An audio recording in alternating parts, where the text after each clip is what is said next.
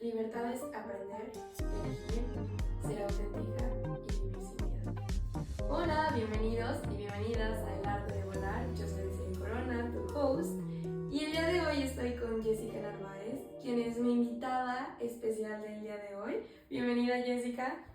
Muchas gracias, Desiree, muchas gracias por invitarme y pues encantada de estar aquí. Ay, pues yo también encantada de que estés conmigo el día de hoy. Oye, por favor, vamos a empezar. Quiero que le cuentes a la persona que nos está escuchando el día de hoy, ¿quién es Jessica? Ok. Bueno, primero, muchas gracias por este espacio. Amo los podcasts y la verdad para mí es un sueño estar aquí hoy participando en un podcast. Y bueno, primero me presento, me llamo Jessica Narváez, tengo 33 años, vivo en París, bueno, al lado de París, pero muy cerca, en una ciudad que se llama Lviv, y llegué hace 5 años a París por mis estudios. Entonces, yo soy originaria de Nuevo León, de México, en una ciudad que está cerca de Monterrey que se llama San Nicolás de los Garza. Y bueno, está en el norte de México. Nuevo León es uno de los estados más ricos de México, sin embargo hay muchas desigualdades, sobre todo en las periferias. Sí. Y pues bueno, yo nací, crecí en Nuevo León y hasta los 28 años viví allá.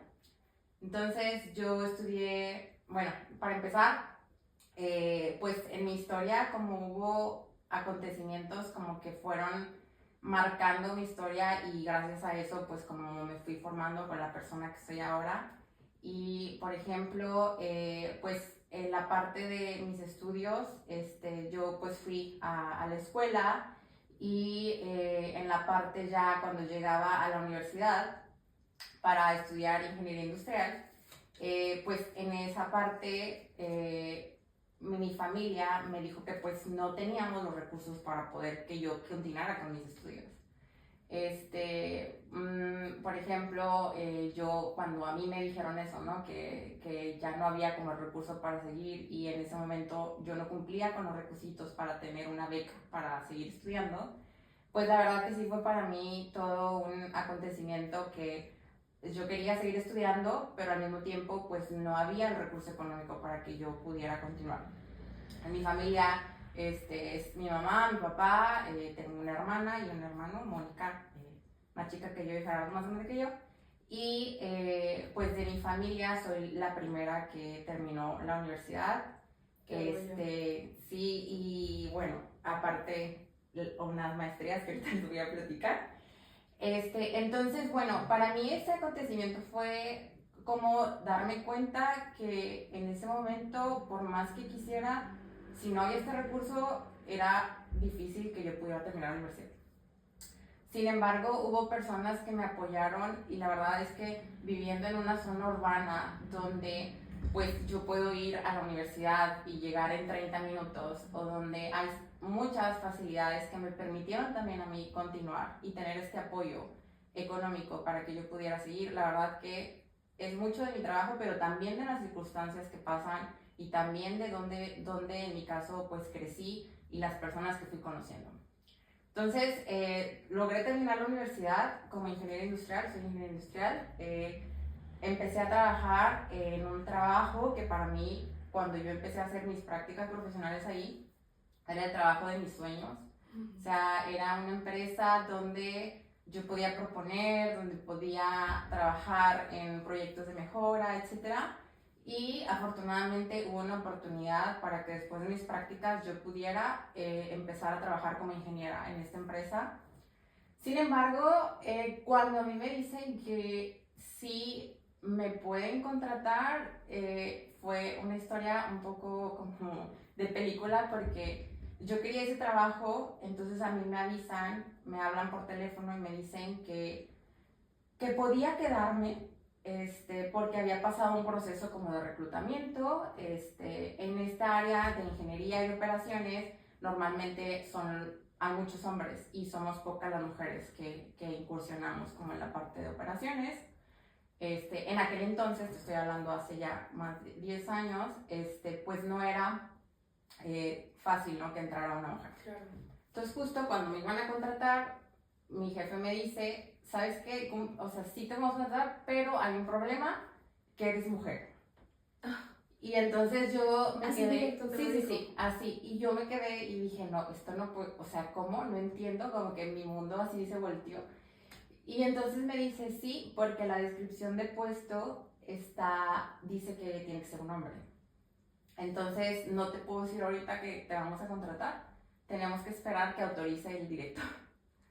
Y entonces fue la tarde como que más de... Para mí fue muy larga esa tarde porque yo dije, ¿cómo que estoy a nada de tener ese trabajo de mis sueños? Con toda la ilusión como una recién egresada que tenía. Claro. Y en una super empresa que la verdad, o sea, me había apoyado tanto en esa parte y como que frenarme con esto, ¿no? Entonces, no, pues ya, pasó un día y afortunadamente me hablan de recursos humanos y me dicen que fuera a las oficinas. Entonces voy y me acuerdo que era el encargado de recursos humanos ese entonces y me dice, bueno, yo no sé, o sea, tu trabajo, pero ya hemos cambiado la descripción de puesto y vas a ser la primera mujer en una empresa de 100 años, como en el área como de planeación de ingeniería de planta, ¿no? Qué increíble. Entonces yo, pues para mí fue como un mundo diferente, yo dije, pues ya, o sea, ya soy ingeniera y pues ese trabajo duré 10 años, o sea, fueron moviéndome como en diferentes áreas, pero justo cuando entré hubo una resistencia por lo mismo, porque era mujer, porque eran hombres, porque decían que por qué yo me había quedado con ese puesto si había muchos otros que podían tener ese lugar y que estaban más capacitados que yo. Entonces al inicio para mí fue como que yo me acuerdo que yo lloraba en el baño y así, porque era como que ¿por qué no dar el espacio solo porque pues no soy un hombre, ¿no? Claro. Incluso era difícil hasta ir al baño porque no había baños para mujeres en la planta, o sea, entonces yo tenía que ir hasta las oficinas para poder ir al baño. Pero justo en ese trabajo la verdad es que hubo una oportunidad porque eran muy abiertos y pude hacer propuestas y trabajamos para hacer modificaciones, para poner baños, vestidores para mujeres. Se contrató a mujeres por primera vez en el área de producción. Hicimos un comité de diversidad. De cambiar todo. O sea, la verdad es que confiaron mucho en mi trabajo y en el del equipo, entonces cambiamos ciertas cosas y yo creo por eso pues fui muy feliz, ¿no? Como de ver que se podían hacer cosas pues con este equipo, ¿no? Con los recursos, etc. Entonces, pues bueno, después ya yo quería estudiar una maestría de Administración y Dirección de Empresas porque para mí yo quería ser la primera mujer directora de una planta, mujer, o sea, entonces era así como mi meta, ¿no? Entonces yo dije, esta maestría me va a llevar como a eso, porque, bueno, yo soy apasionada de la educación y creo que la educación me ha abierto muchas puertas. Entonces yo dije, quiero estudiar esta maestría y, bueno, pues apliqué a la maestría y empecé esta maestría de Administración y Dirección de Empresas en Monterrey. Entonces ya de ahí me ofrecieron que podía hacer un doble grado, o sea, que podía ir a otro país a pues estudiar un doble grado, ¿no? Entonces yo revisé mi trabajo y pues me dijeron que podía ser posible, y pues elegí venir a Francia, eso fue en el 2019, fue un doble grado, yo llego a Francia y pues ya estando en Francia haciendo esta maestría que acá es de comercio internacional, pues ahí rápidamente vi que podía o sea, podía trabajar acá. Entonces hablé con mi trabajo allá en Monterrey y la verdad que siempre me apoyaron y me dijeron, si eso es lo que tú quieres, pues adelante. Entonces me quedé, me quedé acá en París trabajando. Trabajé para el sector privado acá en París, estuve 2 años en la parte de planeación estratégica. Y la verdad es que fue muy padre porque vi cómo era trabajar en otro lado. Yo no hablaba francés y hablaba un poco de inglés porque empecé a estudiar inglés cuando tenía 23 años. En la escuela pública uno no, bueno, en aquel entonces no lo aprendes, ¿no? Yo cursé la escuela en educación pública hasta la educación básica. Entonces, pues ya estando acá, yo con el trabajo pues era en inglés, entonces yo no practicaba como el francés y así. Entonces después de 2 años llega la pandemia y en la pandemia cumplo también 30 Y entonces me vienen como muchas preguntas a mi mente y entonces digo, a ver, lo que estás haciendo realmente es lo que a ti te hace feliz, o sea, lo que tú te levantas y dices, yo quiero hacer eso o no. Entonces yo dije, a lo mejor hay que hacer algunos cambios. A mí, la verdad que como te decía, el tema de educación me apasiona y el tema de igualdad de género, derechos de las mujeres también, fueron cosas que estuve haciendo a lo largo de mi trayectoria, pero nunca como algo específico. O sea, siempre era como una actividad aparte, o sea, como en mis tiempos libres o bueno, cuando se integraba a mi trabajo, pues lo hacía, pero nunca pensé que yo pudiera dedicarme totalmente a eso. Entonces, yo me acuerdo que escuchaba pues muchas historias de mujeres sobre todo que hacían proyectos, ¿no? Con impacto social y todo. Entonces yo dije, pues eso qué ha de ser, voy a investigar. Entonces yo estaba en este trabajo en París y en la pandemia pues casi llegué como a un burnout.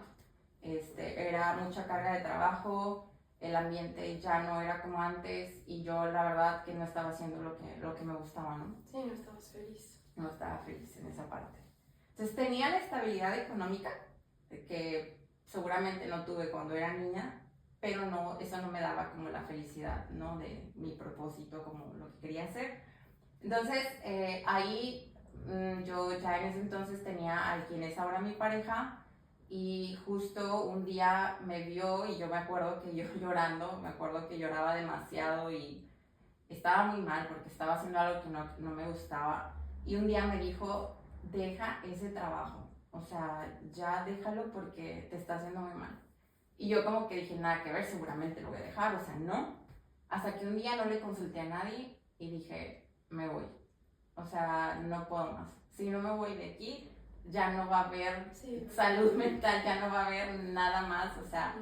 Entonces, obviamente lo hice desde una situación muy riesgosa porque después, o sea, yo dejé el trabajo sin tener algo más. O sea, fue una decisión que yo dije, me voy a salvar yo ahorita y después voy a ver cómo hacer. Ya veré qué. Sí, o sea, no es algo que lo recomiendo a todo el mundo, pero yo lo hice así pues, porque es en mi caso, ¿no? Entonces, pues ya dejé el trabajo y me puse a investigar otra vez qué podía estudiar para dedicarme a esta parte de apoyar pues a otras personas que hubieran pasado pues por contextos de que dificultades para poder ir a la escuela o el tema de igualdad y derechos de la mujer, de la niña, etc. Entonces vi que había unas maestrías y empecé a aplicar, pero todas las maestrías pues eran en francés.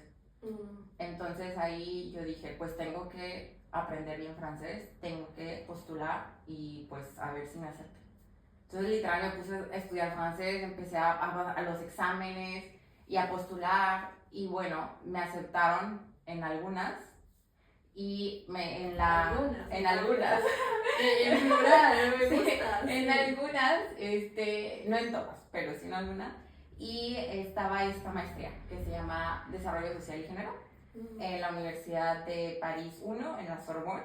Es el Instituto de Estudios de Desarrollo de Panteón Sorbonne. Ay, wow. Está en el Jardín Agronómico de París y éramos la primera generación. Esta maestría era nueva, era un enfoque de hacer proyectos sociales, pero que siempre tuviera el tema de género transversal. O sea, los proyectos de cómo incluíamos la perspectiva de género en los proyectos. Oye, está súper interesante. Sí, sí, entonces la verdad que entramos y pues ya estando ahí empezamos con las materias y justo ya voy a llegar al punto del proyecto de Crece en Libertad. En una de las materias que se llama Género y Desarrollo, nos dejaron como tarea hacer una formación que incluyera el género y cualquier tema. Podía ser género y guerra, género y migración, género y educación. Entonces, como yo decía, para mí el tema de educación es algo muy importante. Yo dije, yo quiero trabajar el tema de género y educación. Y ahí fue que conocí a mi colega Zuli y a Haruki en ese momento y creamos una formación de 4 días que se llama Crece en Libertad. Y esa formación tiene como objetivo sensibilizar a la igualdad de género desde la niñez. Entonces, esa fue como nuestra tarea y ese proyecto lo llevamos un poco más allá. Postulamos a financiamientos. nos dieron un financiamiento y pudimos llevarlo a cabo, en este caso, en México. Pero bueno, esa es como que la introducción de quién soy. No sé si sigo. Sí, ok. Sí, porque entonces ya entiendo que pues tu inquietud de crear esta asociación viene desde, pues, desde tu infancia, desde tu historia, desde toda tu trayectoria y sobre todo la parte de género que viviste, que te tocó vivir, los retos a los que te enfrentaste en un mundo un poco, pues no un poco, un mundo de hombres que hasta este momento pues se sigue luchando. Sí, sí, sí, sí. Y entonces, esta formación que cuentas, Ajá. que hicieron de 4 días, ¿cómo se crea en asociación? ¿Y cómo es que, o sea, la llevan de Francia a México? Sí, sí, pues justo, en ese momento cuando creamos la formación no sabíamos que iba a ser una asociación. Ah, ok. Era un proyecto estudiante, entonces en ese momento lo que yo hice fue, yo hice una investigación acción participativa, que así le llaman, que es hacer una investigación para, pues, para determinar problemáticas de cierta temática. Entonces yo, por ejemplo, yo quería que mi proyecto fuera analizar las causas de por qué las niñas y los niños en comunidades indígenas dejaban la escuela. Entonces, lo que tiene este enfoque de investigación acción participativa es que tú no vas solamente a investigar, sino que tú también participas y que también hay un proyecto de retribución. Ah, okay. Entonces, esta formación lo que hicimos fue llevarla a cabo en México. Entonces, por ejemplo, a través de esta investigación yo determiné en qué áreas, en qué estados de México y en qué áreas en particular había más situación de pobreza, más situación de analfabetismo, y también donde pudiera llegar yo, porque hay muchas de estas comunidades que son indígenas rurales que es muy difícil llegar. Entonces, ¿difícil de llegar en qué sentido? En el sentido de que llegues a ellos desde tus propuestas o a llegar físicamente. Ah, ok, sí, físicamente. Ah, ok. Entonces, por ejemplo, yo contacté por Facebook, gracias a la tecnología, contacté a una maestra que había dado una conferencia sobre los retos para que las mujeres indígenas llegaran a la universidad. Entonces, yo la contacté y le dije, maestra, yo quisiera trabajar pues, en una comunidad indígena. ¿Por qué? Porque pues he analizado los datos y me he dado cuenta que las desigualdades son muchas, pero en México, por ejemplo, en comunidades indígenas, pues las desigualdades son más fuertes en términos de pobreza, de educación, etc. Entonces, esta maestra me dijo, yo lo que te recomiendo es que hagas un partenaria con una entidad local que te reciba y que tú puedas trabajar con esta entidad para que tú no llegues sola. Entonces me recomendó a una universidad que se llama Universidad Veracruzana Intercultural. Entonces hicimos un convenio, mi universidad en París, con la Universidad de Veracruz, que de hecho es en Veracruz, me he mencionado en donde, para que me recibieran, yo pudiera hacer esta investigación y también este proyecto. Oye, qué bueno que hubo como que esta apertura también de la escuela acá, de tu Universidad de París, que dijeron, bueno, está bien si aceptamos seguir con tu proyecto. Sí, sí, de hecho hubo un tema ahí porque no querían que yo viajara porque México está, ciertos estados de México, hay un mapa que ven acá, no me acuerdo ahorita el nombre, pero te da como las zonas donde es peligroso ir. Entonces yo, aunque fuera mexicana, acá en la universidad en París, no querían autorizar porque decían, es que esas zonas son peligrosas. No, y es como, sería su responsabilidad de cierta forma, ¿no? Exacto, aunque yo fuera mexicana, era muy así como irónico, pero al final sí aceptaron y yo pude ir, obviamente con la Universidad Veracruzana Intercultural hicimos acuerdos, porque una de las primeras cosas que vimos es que yo no iba a llegar con mi proyecto pensado en París y todo a implementarlo, o sea, eso no iba a pasar. Lo que iba a pasar es que yo iba a llegar con un proyecto que se iba a adaptar a un contexto local. Claro. Y que lo iba a adaptar iban a ser las jóvenes y los jóvenes de la comunidad. Sí. Sí, porque si no sería como esta parte un poco de colonización, ¿no? Si yo llego con mis ideas de un mundo donde es primer mundo, donde todo está diferente, más avanzado, bla, bla, bla, y llegar es un poco una imposición, ¿no? Exacto, exacto. Y yo la verdad no pude estar más de acuerdo, porque justo eso era lo que a mí me preocupaba. O sea, que aún siendo mexicana, pero no, yo no nací yo no crecí en esa comunidad. O sea, yo crecí en el norte de México y aparte ahorita no estoy viviendo en México. Entonces sí me preocupaba y sigue siendo un tema que yo siempre voy a ser externa, pero no soy la que va a ir a imponer. Más bien nosotros lo que hacemos es a través del conocimiento local, nosotros trabajamos con los jóvenes, sobre todo con las familias, pues para eso. Nosotros, por ejemplo, lo que pensamos en París se adaptó al contexto local y, por ejemplo, traducimos también algunos ejercicios en su lengua materna, que es el náhuatl. Es la lengua más hablada en México de lenguas indígenas. Entonces, pues bueno, llegamos con esa universidad. Y, perdón, para regresar, eso fue como parte del proyecto estudiante. Ya después que hicimos esta formación, ahí yo regreso a París después de 7 meses que estuve y presento a la escuela, ya me recibo y todo. Entonces yo dije, pues se me hace como muy triste que ahí termine, ¿no? O sea, que termine y que ya no siga más. Entonces ahí es donde decido crear la asociación. Es una asociación francesa que está registrada en Francia. Ok, sí, esa era mi pregunta. Sí, sí, sí. Quería saber si se había registrado ya. Sí está registrada ya. ¿Y por qué existe? Bueno, aquí quiero solamente dar unos datos importantes que me parecen. ¿Por qué creamos la asociación de Crece en Libertad? Pues realmente, como les decía, ¿por qué trabajamos en comunidades indígenas?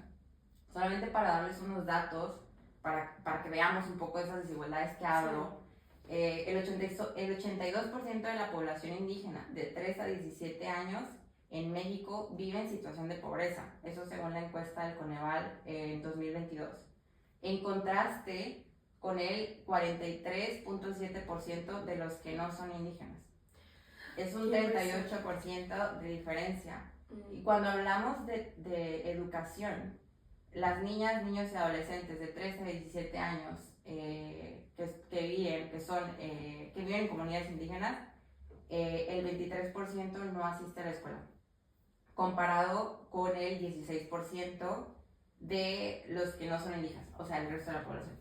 Entonces, es por eso que decidimos trabajar en comunidades indígenas. Ahorita nosotros trabajamos en la Sierra de Zongolica, así se llama el área, en la zona de Veracruz, donde trabajamos, en la municipalidad de Tequila, que no es Guadalajara.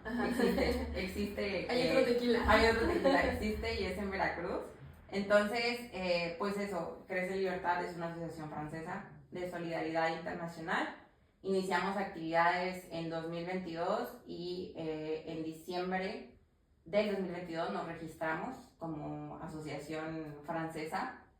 Y pues básicamente nosotros ahorita nuestra misión como asociación es garantizar que todas las niñas, niños y adolescentes de comunidades indígenas en México accedan a una educación equitativa e inclusiva, promoviendo la igualdad de género y su participación activa en la sociedad.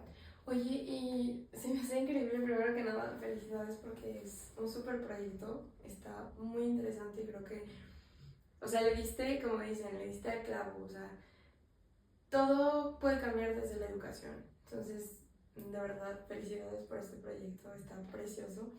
Y la siguiente pregunta que tengo es, ¿cómo logras tener el financiamiento de Francia? O sea, ¿cómo llega esta parte de que Francia acepta tener una asociación en territorio francés para ayudar a otro país? O sea, ¿cómo haces esta colaboración? Sí, pues justo en Francia es cierto, o sea, una asociación francesa, digamos que los financiamientos que existen, bueno, primero contexto, o sea, una asociación en Francia, uno puede crear una asociación y no te va a costar dinero, por ejemplo, y tienes muchos acompañamientos para que tú puedas crear una asociación. Entonces, digamos que en el contexto, si yo comparo Francia y México, en Francia es mucho más fácil crear una asociación. Ahora bien, el pool de financiamientos que hay existen, sobre todo, pues digamos, no sé, a lo mejor estoy diciendo números, pero haciendo un cálculo, no sé, el 70% de los financiamientos que existen, pues sí, tienen que ser para Francia o tienen que ser para lo que le llaman quartier populaire, que son como zonas que identifican, por ejemplo, en París, que pues tienen más necesidad. Pero sí hay algunos que financian para otros países, continentes. Es cierto que hay mucho, por ejemplo, con pues, la historia, ¿no? Hay mucho que se apoya, por ejemplo, para África. Y es cierto que para América Latina es un poco menos, pero hay. O sea, uno tiene que ir buscando, ¿no? Estas fundaciones que están abiertos a financiar proyectos fuera de Francia y en América Latina. Entonces, pues hemos tenido un mix como de financiamientos que vienen del gobierno, también mucha parte de donaciones de particulares, o sea, gente que vive en Francia y que no solamente vive en Francia, o sea, también hemos tenido donaciones de México, también de Estados Unidos, de Ámsterdam, de Alemania. Realmente como somos una asociación joven, justo eso es uno de los dificultades que tenemos, ¿no? O sea, conseguir estos financiamientos, pero sí hay fundaciones que financian este tipo de proyectos, solamente hay como buscarlo. Okay. Sí. ¿Cuáles han sido los retos más grandes a los que te has enfrentado? Porque seguramente no ha sido fácil, como Sí. el cambio, todo. O sea, ¿cuál ha sido el reto que digas, este fue el que más Claro. me costó? Sí, pues mira, de hecho para lo de los retos creo que puedo dar un poco de contexto para que se entienda un poco más qué es lo que hacemos y Sí. ahí entro Nosotros, por ejemplo, trabajamos a través de la educación. Nosotros hacemos programas educativos y nosotros nos basamos mucho de la educación popular. Entonces trabajamos mucho con la educación artística, el juego y el deporte. Entonces aquí lo que hacemos nosotros es tenemos 2 programas educativos y un programa nuevo de mentoreo, que igual ahorita les puedo platicar. Entonces lo que hacemos nosotros es ir a las escuelas, modelo indígena, no sé si en México, por ejemplo, hay en los modelos de escuela primaria existen las escuelas modelo indígena, que en estas escuelas las niñas, los niños van a aprender en español y aparte en su lengua materna. Ajá. Hay mucho que hablar de ese tema porque no siempre aprenden en su lengua materna, pero existen estas y esa es su función, que aprendan también en su lengua materna. Entonces nosotros vamos a las escuelas y trabajamos con estos programas, o sea, nos dan el espacio y trabajamos en las primarias con las niñas, los niños, sus familias y el profesorado. Nosotros, pues, como les decía, respetamos e integramos la lengua, la cultura y tradiciones de las comunidades en nuestros programas y realmente ponemos a las niñas y a los niños en el centro de los programas. Entonces, nosotros escuchamos, respetamos e incluimos las opiniones de la niñez y adolescencia. Y bueno, en esta parte, nuestros beneficiarios pues son normalmente niñas y niños de 8 a 12 años que están expuestos a abandonar la escuela. Es decir, a partir de la secundaria, aproximadamente me decía el supervisor de la SEP que el 66% ya no se inscribe. O sea, en esta zona, a la secundaria, muchos de estas niñas y niños, por ejemplo, los niños van a dejar la escuela a trabajar y las niñas para hacer cuidados del hogar o para hacer uniones informales, que en México está prohibido el matrimonio infantil, pero se sigue practicando esto de uniones informales de niñas con personas más grandes. ¿Es en serio? Sí, se sigue practicando. Sí, no en sé. comunidades. Ajá, o sea, y acá, por ejemplo, donde trabajamos, se ve mucho la parte de que se queden las niñas como a cuidar, la casa, etcétera, y de uniones informales no se habla tanto. Sí, porque No se habla, no se escucha. No está muy mediatizado. No, o sea, eso pasa así como...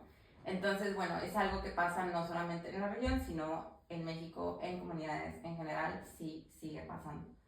Entonces, bueno, aquí solamente los programas que tenemos, para que se entienda un poco más, tenemos la primera formación que les platicaba, que es para sensibilizar a la igualdad entre niñas y niños y prevenir el abandono escolar. Este va dirigido para niñas, niños, familias y profesorado. Y aquí, pues, lo que hacemos en esta formación tenemos 3 objetivos.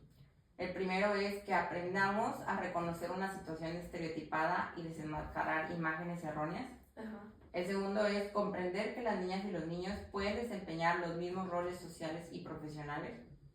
Y el tercero es fomentar que las niñas y los niños adquieran el hábito de pensar en su propio futuro por sí mismas y desde su cosmovisión. Es decir, muchos de estas niñas y niños ya tienen definido como su destino, de que te vas a ir a trabajar, te vas a quedar en la casa, etc. Pero nunca nadie les pregunta, ¿qué quieres? ¿Tú qué quieres hacer? Ahorita, ni siquiera en el futuro. O sea, ahorita tú, ¿qué quieres hacer? Entonces, nosotros lo que hacemos es trabajar para sensibilizar sobre ese tema y para que a las niñas y a los niños también se les escuche y que no, por ejemplo, lo que se ve mucho es que los niños quieren ser traileros. Ajá. Y las niñas, pues algunas, no sé, quieren ser maestras o algunas dicen yo me voy a casar, etc.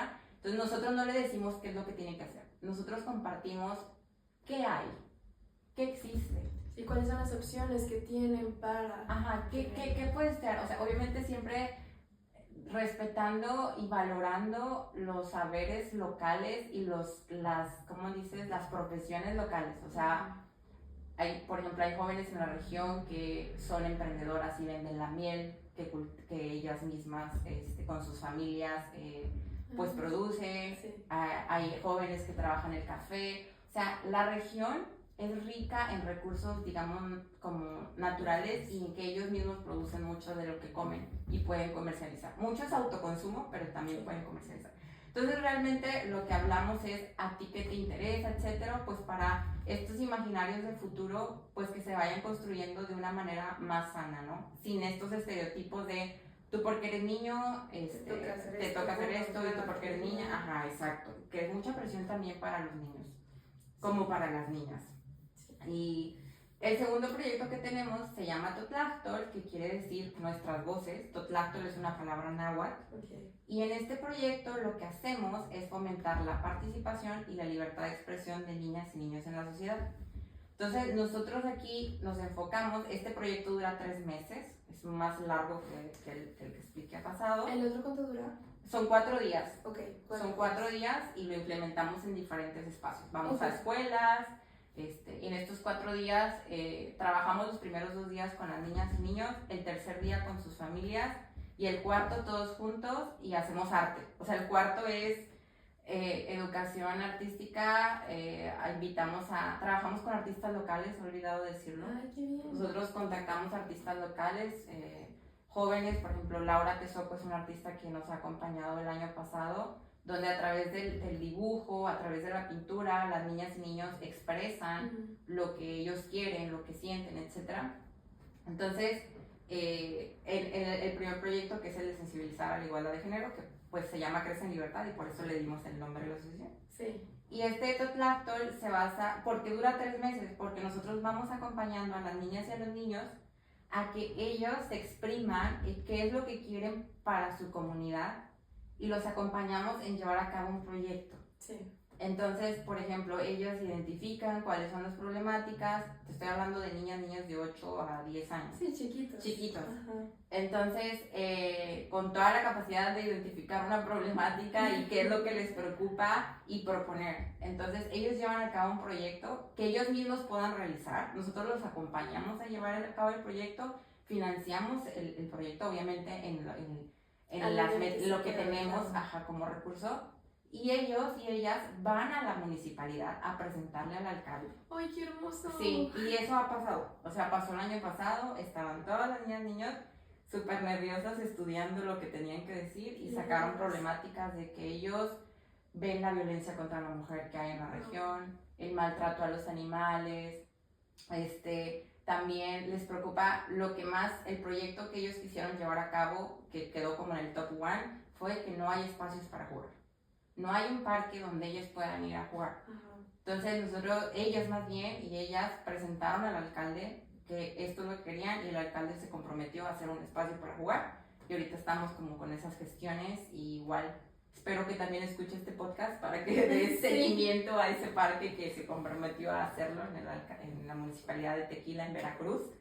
Y además con ellas y con la artista local, con ellas y ellos, hicimos un área de juego que se pintó en su escuela para que ellos puedan jugar. Hicimos algunas pinturas en el piso y también se habilitó una biblioteca. Era un lugar que no se estaba utilizando, los niñas propusieron limpiarlo, pintarlo, adecuarlo, y ese lugar ahorita es una biblioteca y también dan clases porque las escuelas son muy chiquitas. Ajá. Entonces ahí van, por ejemplo, los niños que tienen dificultad en el aprendizaje. Como para regularización. Sí, para regularización. Entonces es una biblioteca y un espacio que se está usando ahorita. Entonces es un proyecto que ellas y ellos hicieron. Nosotros nada más los acompañamos, pero realmente es como darles ese espacio de su voz que ellos tienen. O sea, ellos tienen una voz, solamente hay que escucharlos.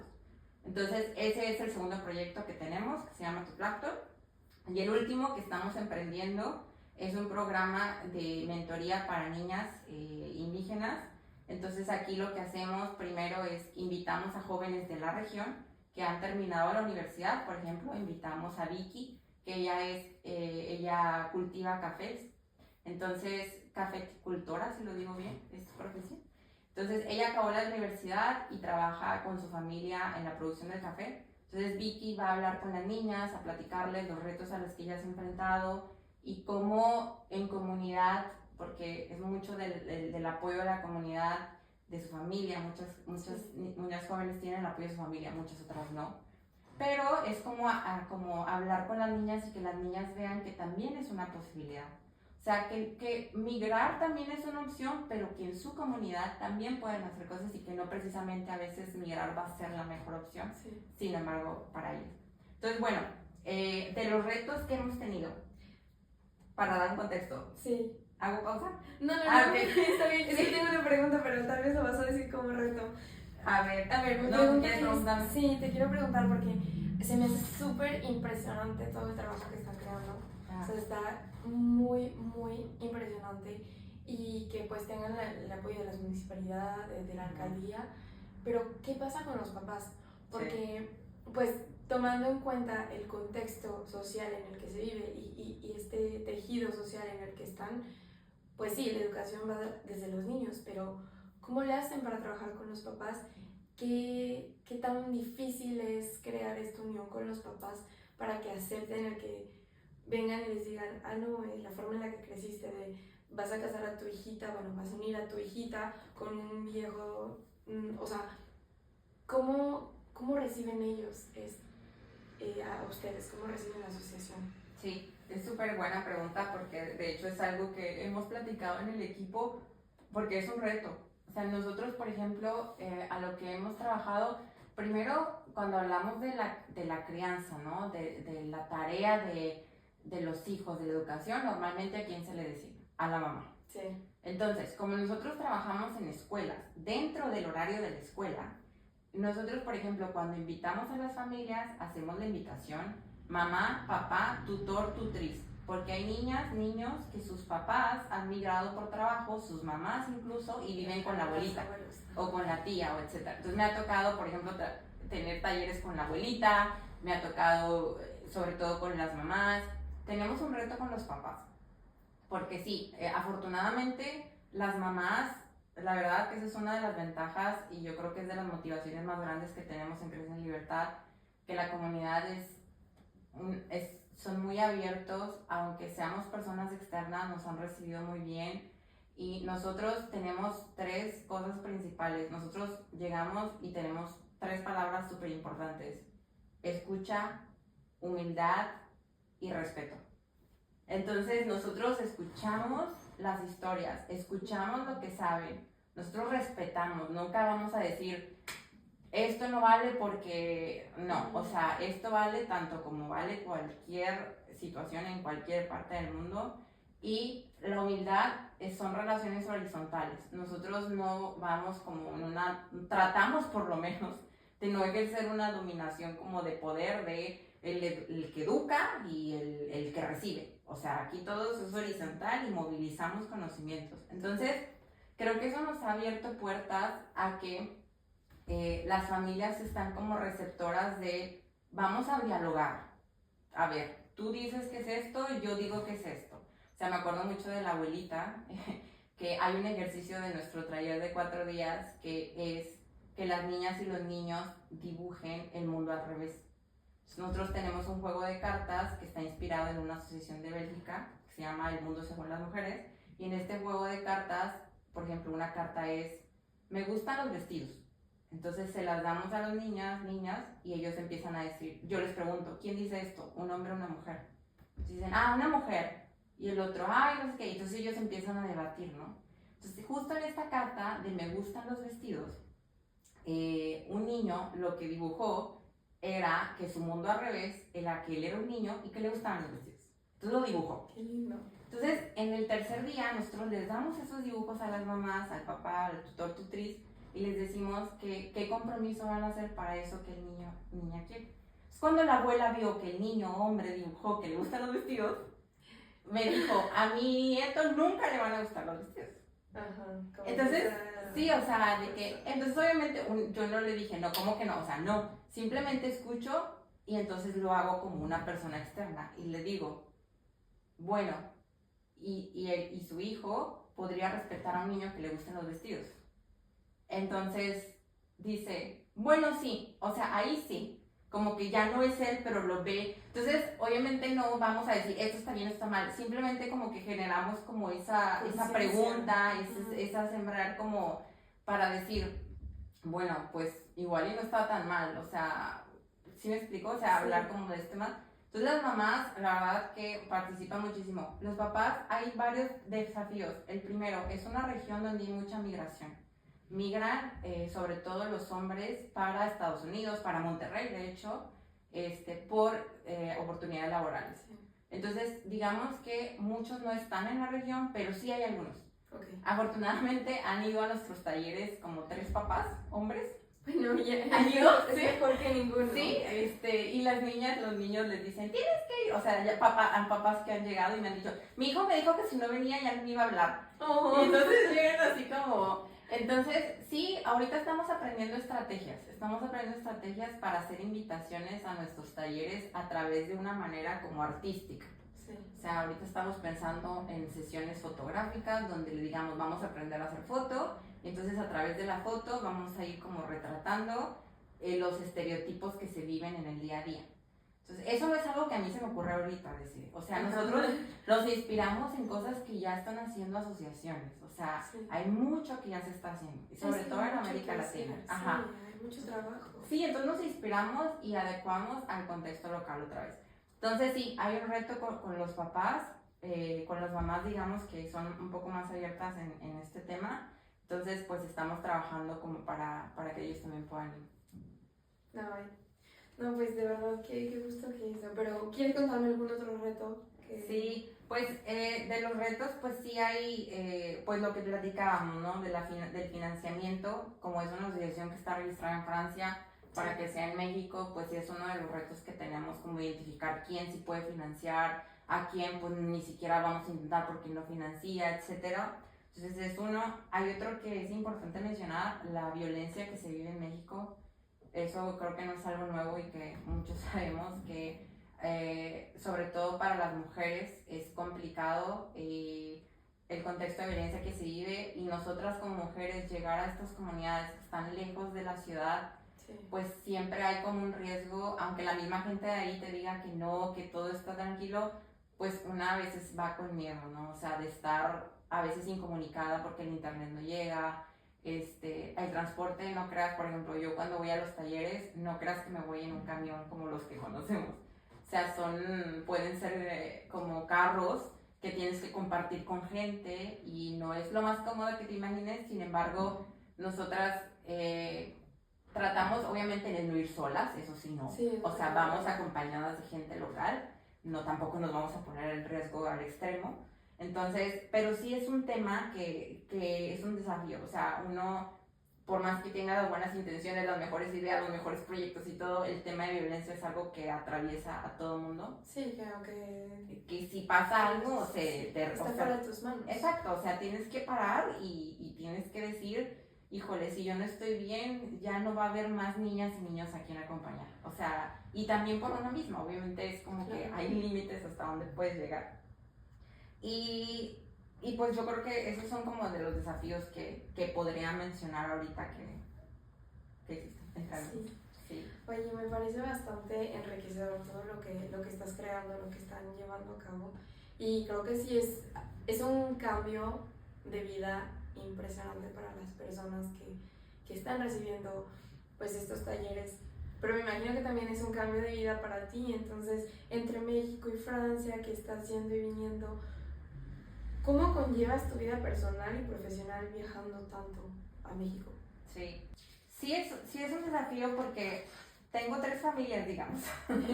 O sea, tengo mi familia aquí en Francia, que es mi pareja, mi gatita, Trisca, y en Monterrey está mi familia nuclear, mi familia, mis hermanos, mis tíos, y en Veracruz que hay otra familia. Claro. O sea, aunque llevo 2 años de estar trabajando en la comunidad,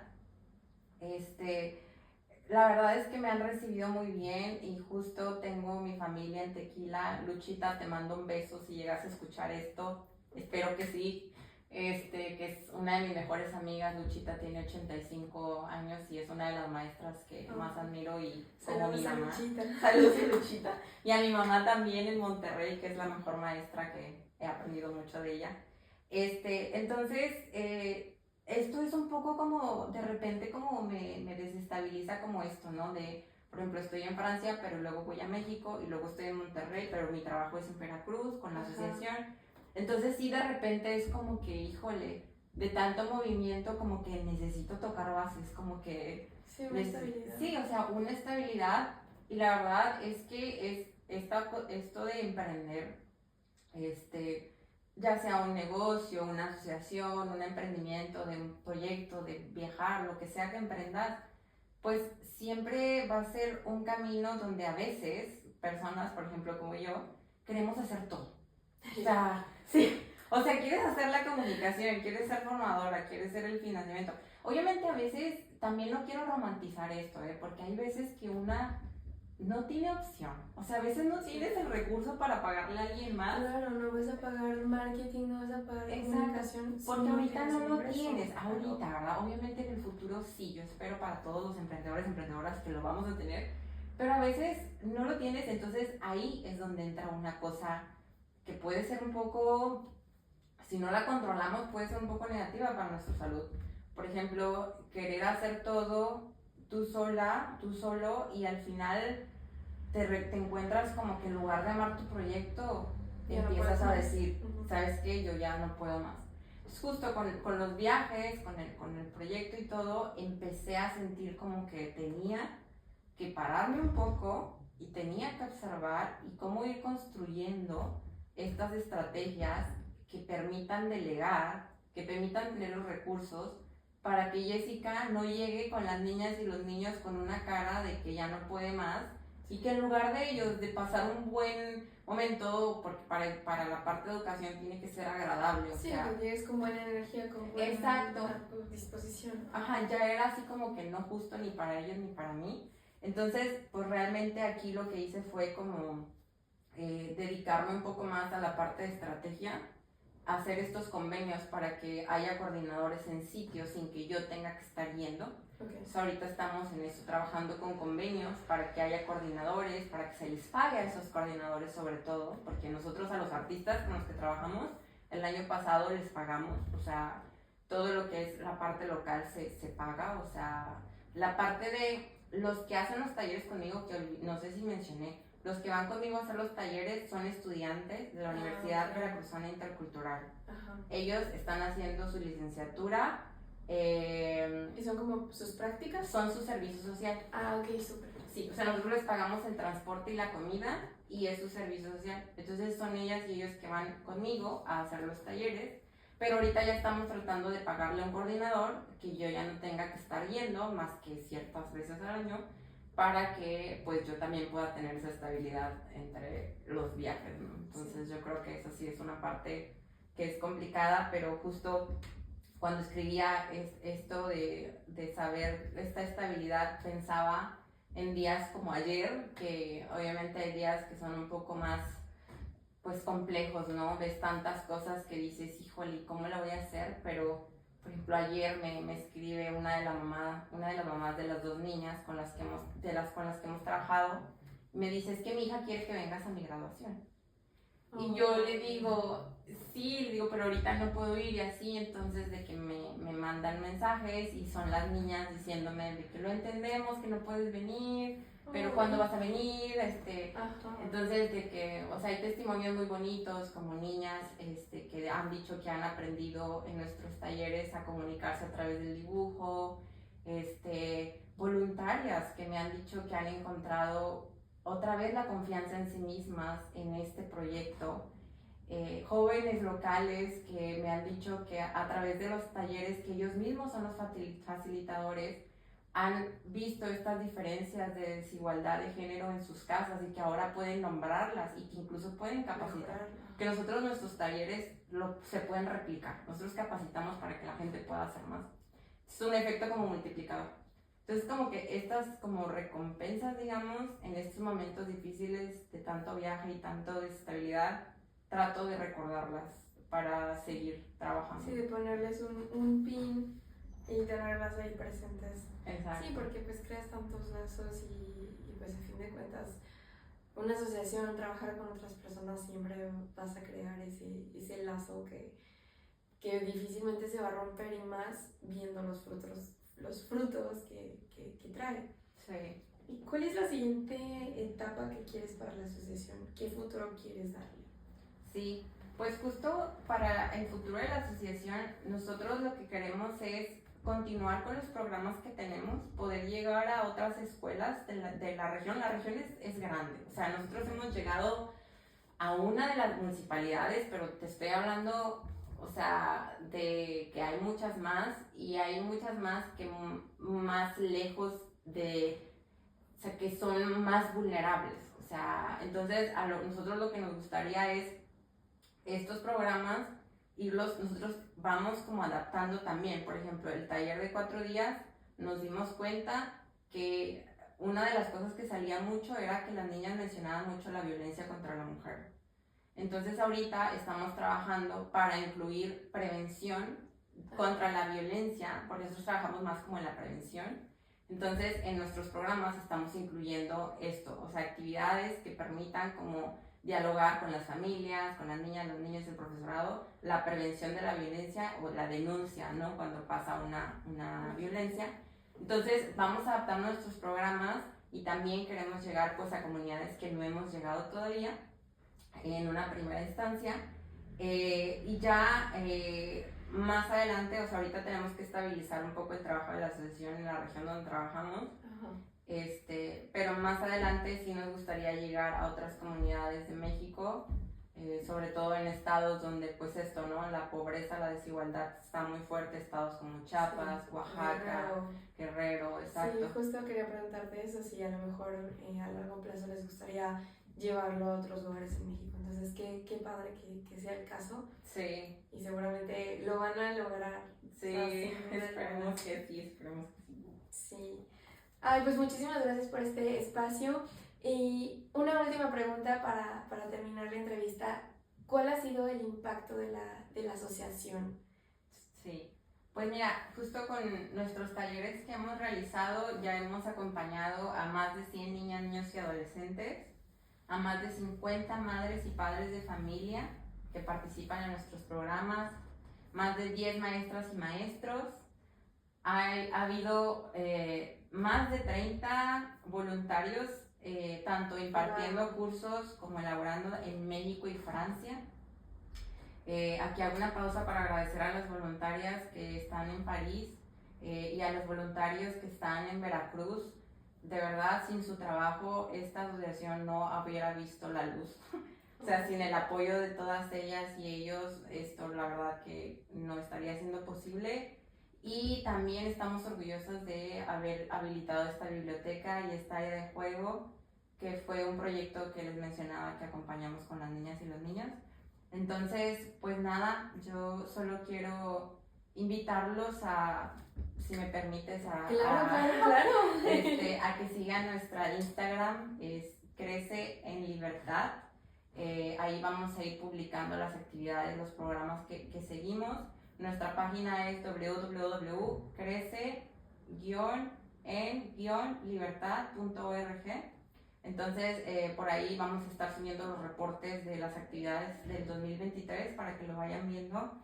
Y invitarlos, el 7 de septiembre vamos a estar en la ciudad de Villejuif, en Francia, en algo que le llaman foro de asociaciones. Entonces ahí vamos a estar hablando de la asociación, mostrando un video que hemos hecho donde son las niñas y los niños que hablan, ¿no? De los talleres que hemos hecho. Y en noviembre vamos a hacer un webinar para hablar sobre territorio y violencias que viven las niñas y las mujeres indígenas en México, con unas invitadas muy interesantes que les estaremos platicando. Y pues nada, yo creo que sería por mi parte eso. Ay, pues muchísimas gracias, Jessica, y qué bueno que ya compartiste las redes. De todas formas, también yo en el post que haga voy a dejarlo, y en la descripción del episodio voy a dejarlo para que, ya saben, vayan a seguirlos y estén al pendiente de todas las actividades que vengan con tu asociación. Muchísimas felicidades y muchísimas gracias por el espacio. Y pues gracias a quienes nos escuchan el día de hoy. No olviden seguirnos también en @_elartedevolar y dejarnos una calificación en el podcast, en Spotify, para que sigamos llegando a más personas. Muchas gracias.